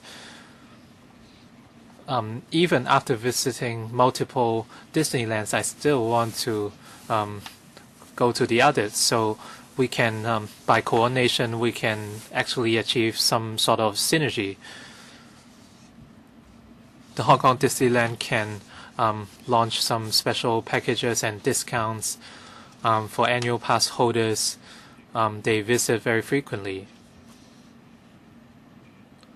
When Shanghai Disneyland opens, they might also launch packages just like Hong Kong, and we can try to target these customers. And those who hold tickets for Shanghai Disneyland can enter Hong Kong Disneyland at a cheaper price. For annual pass holders, after visiting Hong Kong Disneyland, they can, by the same token, they can visit Shanghai Disneyland. So this kind of reciprocal exchanges can really enhance the appeal of both parks. And with new attractions, tourists will be more eager to visit Hong Kong Disneyland. I'm sure a lot of annual pass holders are loyal fans, and if they are willing to pay for the relatively expensive annual passes, we should encourage them to visit multiple times. So these holders help Hong Kong Disneyland a lot. I understand that the annual ticket holders pay the same price every year. Will you consider introducing discounts for existing members to provide extra incentives for them to subscribe to the annual passes? In the past few years, around 1/3 of the tourists visit Hong Kong, and I think we should encourage them to subscribe to annual passes. Thank you, Mr. Chen. And the Chairman will certainly listen to your views. We will assess market needs and potential. And if we see any potential, we will adopt these initiatives. Since we have one more item on the agenda, I will draw the line here. Ms. Teng Ka-piu and Dr. Fernando Chang. Mr. Teng Ka-piu. Thank you, Chairman. And I congratulate Mr. Kam on his efforts as Managing Director. I can see that Hong Kong Disneyland has done a lot in community relations under the leadership of Mr. Kam. Mr. Lam Tai-fai mentioned collaboration with schools and allowing students to gain exposure to Hong Kong Disneyland at an early age, so that they can understand what the industry is like. I suggest taking it one step further, that in Tung Chung, I spoke with a student, and the student said he only learns from the textbooks, but they do not have the chance to pay any site visits to Tung Chung and Lantau Island. And if we allow students of Kwai Cheng, Chun Wan, etc. to understand more about the operations, it will be great for everyone. And you can provide a chance for teachers to get in touch with you. And the Hong Kong Zhuhai Macau Bridge project might not be open until 2017 because of an interfacing issue. Does the development at Hong Kong Disneyland have any impact on the progress of Hong Kong Zhuhai Macau Bridge and on the financial burdens of the government? Of course, we are happy to see the great results, the great financial results since the Hong Kong people and the Hong Kong government have spent substantially. If we are to invest even more, we hope to see a checklist to show how much the government has invested in terms of land, infrastructure, money, and the potential returns should also be listed. And hopefully you can come back to electrical before you proceed with the expansion. You said you are negotiating with the Walt Disney Company, and are they actually in a way threatening us since Shanghai will have another Disneyland very soon? Are you really being tactful in your negotiations, Commissioner? Thank you, Mr. Tang. Yes, Hong Kong D is a major investment. It has also brought benefits to Hong Kong. We understand that members will be concerned about such a big investment. When we have any outcome in this negotiations with Disney, when we submit a report to the Council and have a funding request, all such information will be included. In our negotiations with Disney, will we be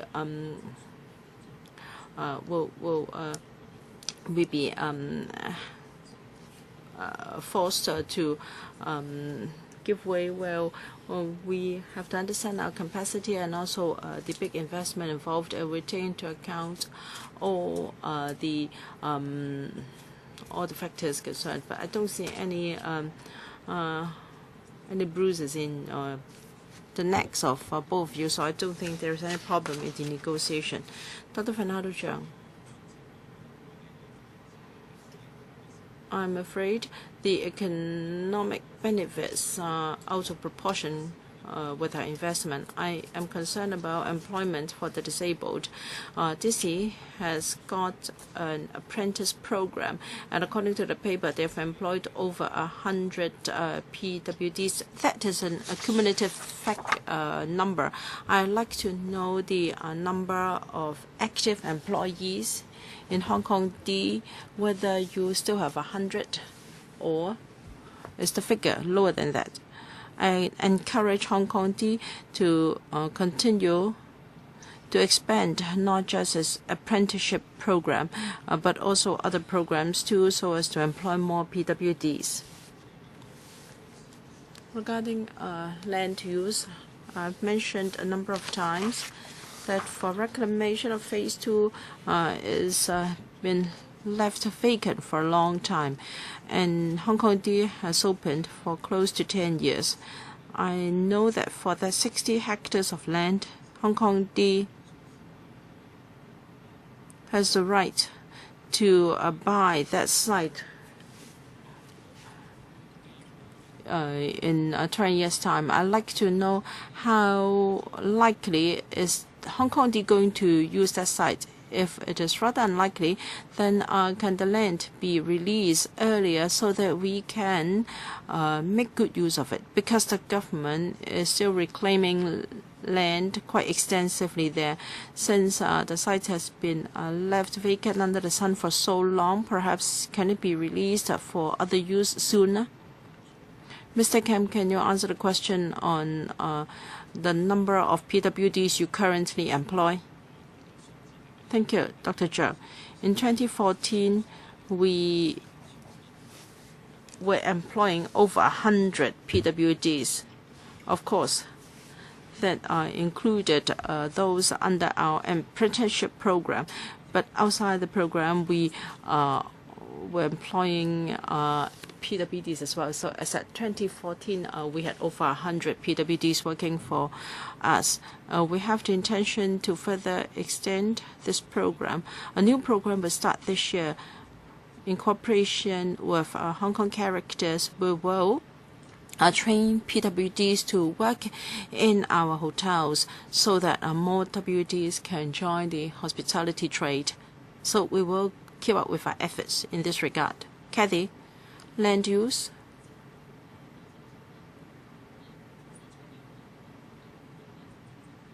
Dr. Zhang referred to the site which would be used for phase 2 development of Hong Kong D. So since we have started our negotiations with Walt Disney US, we hope that the discussion would be favorable, the outcome would be favorable, and we will make use of the site earlier. We have wanted to use it for other use in the past, but since we have started the negotiations formally, we of course want to use the site. And if the talks are fall through, then it's a different matter. But right now we are discussing phase 2 development on the site. Do you have any timetable? As the Commissioner said, the negotiations are at an explorative stage. Both shareholders are interested, but since negotiations are in progress, we do not want to set any checkpoints here for us. Okay, please report back to LegCo in due course. Lastly, I'm pleased to see the good results achieved by Disney in 2014 is a record high.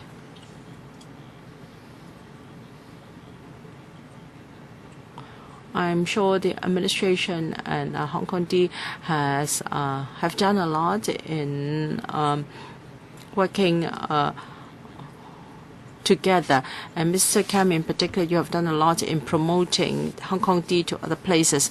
Recently, we're talking about further development of Lantau in order to tie in with the commissioning of the Hong Kong Macau Bridge and to develop bridge economy. Hong Kong D is an important part of Lantau,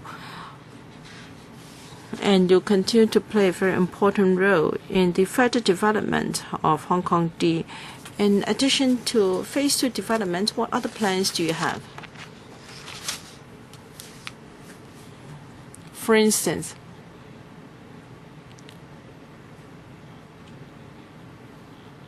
what plans do you have to coordinate with other attractions on Lantau and other parts of Hong Kong? For instance, we want to promote multi-destination visits to Hong Kong. Mr. Kam, what can Hong Kong do in this regard? Thank you, Chairman. I think an important or the most crucial element in traveling is transport. We are pleased to see that Hong Kong is going to develop Lantau further, and we're really thrilled with the commissioning of the Hong Kong Macau Bridge, because it will certainly contribute to our tourism industry as well as Hong Kong D. We believe we should work on traffic and transport within Lantau, in particular linking up Disney, Hong Kong D and other attractions on Lantau using good transport links. We always believe that there is good opportunities to do this. So we will continue to work very closely with various sectors, hoping to achieve this so as to make it convenient for both our employees and visitors to travel around on Lantau easily. What about the overall development of Lantau administration? Are you going to do anything on this? Yes, Lantau is indeed a place with good potential for further tourism development. Transport infrastructure on the Lantau to facilitate better flow of people is something the Transport Department is studying. When there are more tourism facilities on Lantau, we hope that there can be synergy between them and Hong Kong D. If there is the need to upgrade road transport, we are happy to consider the feasibility. Thank you very much. I think our views are very clear. Disney has started to make profits, and we are pleased to see that it achieved a great success last year. And regarding employment of PWDs, please continue to pay attention to that. And for the development of the whole of Lantau, we hope that the administration can work with HKD to boost our tourism industry. Thank you very much, Hong Kong D and administration, for joining this part of the meeting. Next, we have the Toys and Children's Products Safety Ordinance Amendment of Schedules 1 and 2 Notice 2015. 請有關嘅官員 Please invite the officials to join us.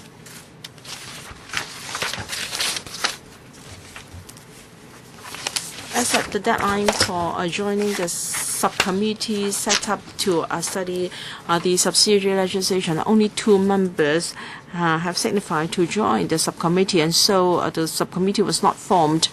In view of the concern of some members, we have added this item to our agenda. Administration, can you first brief us on the technical amendments? Thank you. The Toys and Children's Products Safety Ordinance Amendment of Schedules 1 and 2 Notice 2015 were tabled to the Council on the 28th of January so as to update the safety standards for toys listed in the ordinance. The notices would come into effect on the 1st of October this year. Under the Toys and Children's Products Safety Ordinance, a person must not manufacture, import, or supply toys and children's products listed in Schedule 2 unless they comply with all the applicable requirements contained in any one of the safety standards specified in Schedules 1 and 2, respectively, to the ordinance. The standards are either international standards, ISO, or standards adopted by major economies such as the US and EU. Since the standard certification bodies do update the standards from time to time. For instance, ISO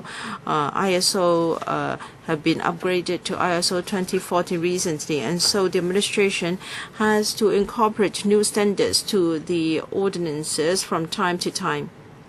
So this time around, we have amended some standards. Most of them are technical in nature, so we hope that every year or so there can be a review. The last time we did it was in 2013. In end last year, we consulted the public, the trade associations, toy associations, and associations advocating children welfare. There was no objection. Of course, some members of the trade asked us for a reasonable period of time for them to be prepared for the new standards. So the notice will only come effect on the 1st of October. I'd like to declare interest. I am directors of a few toy manufacturing companies. All right, 4 minutes each, 1 round of questions only. Dr. Fernando Zhang. Thank you, Chairman. I thank the government officials for being present this afternoon, although we could not set up the subcommittee to scrutinize the subsidiary legislation. However, the relevant officials have invited members who were interested for a meeting to discuss the issues. My concerns are, first,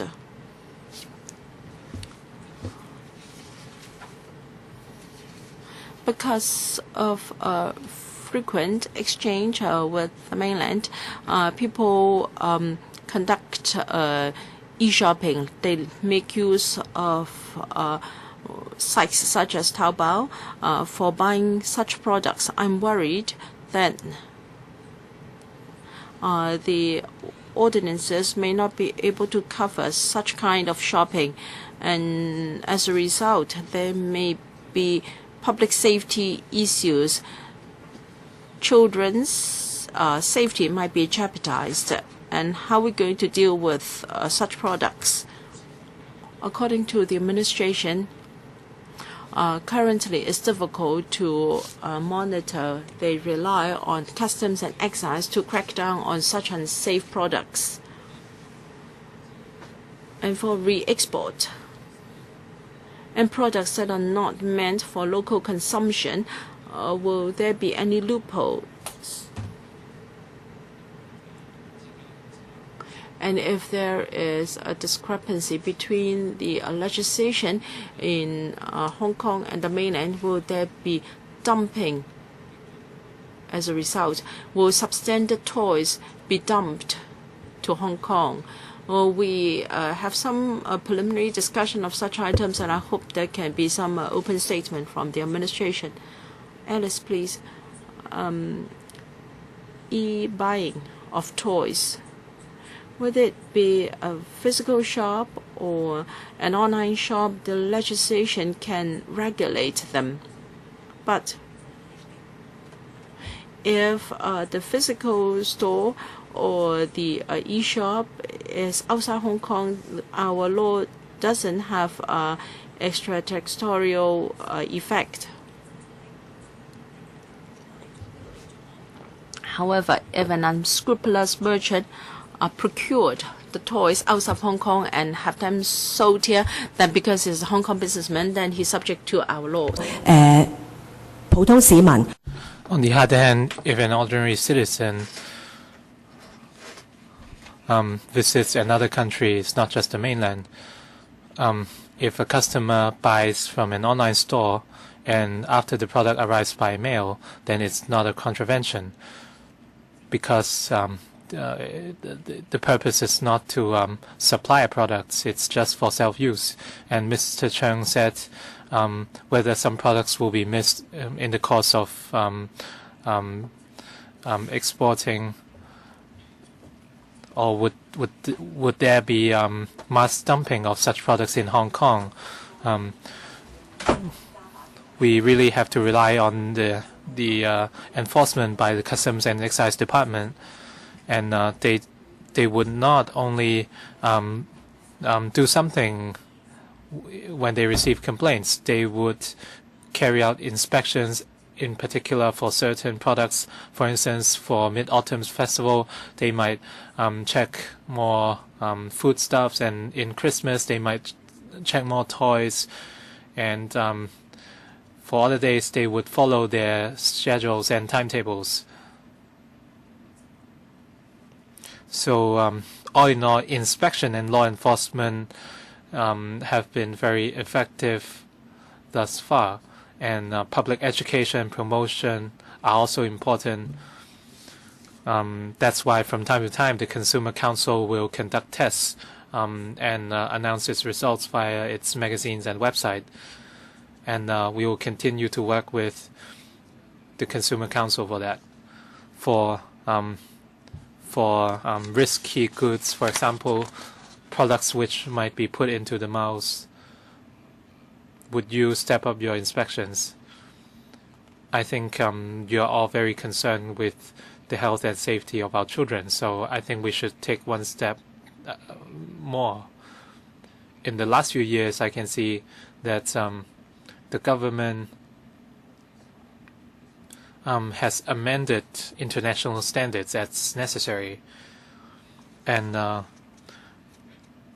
the amendments proposed have been enforced in other countries. So we're really just taking reference from the amendments of other places and countries. We have consulted the trades on the content of this paper.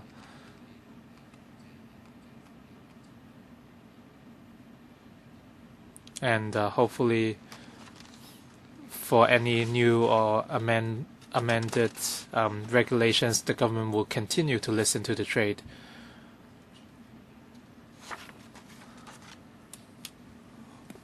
In terms of the monitoring for online stores, the government should also pay more attention on areas that might affect Hong Kong and come up with new solutions as necessary. I'd like to thank the administration for attending the meeting today. And finally, any other business? If members have no any other business, the meeting adjourns. The next meeting will be held on the 23rd of March. It's the last meeting in the Year of the Horse. I wish to wish all of you a happy Chinese New Year and every success for the coming year. The meeting adjourns. Thank you.